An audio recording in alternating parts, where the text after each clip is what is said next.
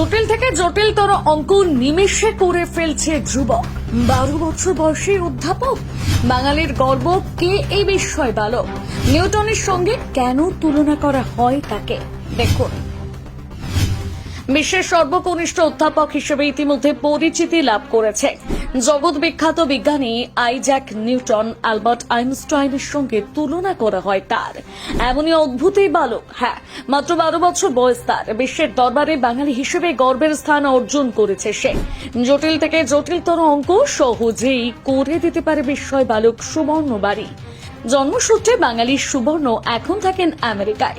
মার্কিন মুলুকে নিউ ইয়র্কের লং আইল্যান্ডের স্নাতকের ছাত্র সে। মাত্র 12 বছর বয়সে স্নাতক হতে চলেছে সুবর্ণ। শুনতে অবাক লাগছে? আসলে বিশ্বের কনিষ্ঠতম অধ্যাপকের সম্মান আগে অর্জন করেছে সে। এবার আমেরিকার সর্বকনিষ্ঠ পড়ুয়া হিসেবেও নজির করল সুবর্ণ। আনুষ্ঠানিকভাবে 26শে জুন হাই স্কুলের ডিগ্রি হাতে পাবে।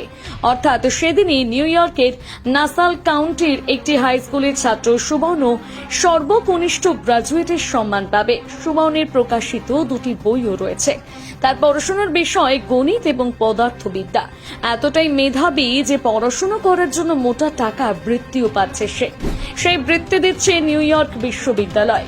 গণিত বিজ্ঞানের জটিল জটিল সূত্রের সহজ সমাধান রয়েছে সুবর্ণের কাছে। তার ইচ্ছেও অদ্ভুত। এক সংবাদ সংস্থায় সে বলছে যে বিশ্বের সবাইকে গণিত এবং বিজ্ঞান বুঝতে সাহায্য করতে চায় সে।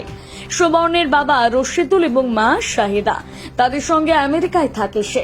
এছাড়া পরিবারে আর এক সদস্য রয়েছে, তিনি রেফাত, সুবর্ণের দাদা। ছোট থেকেই অবাক মেধার অধিকারী সুবর্ণ বাড়ি।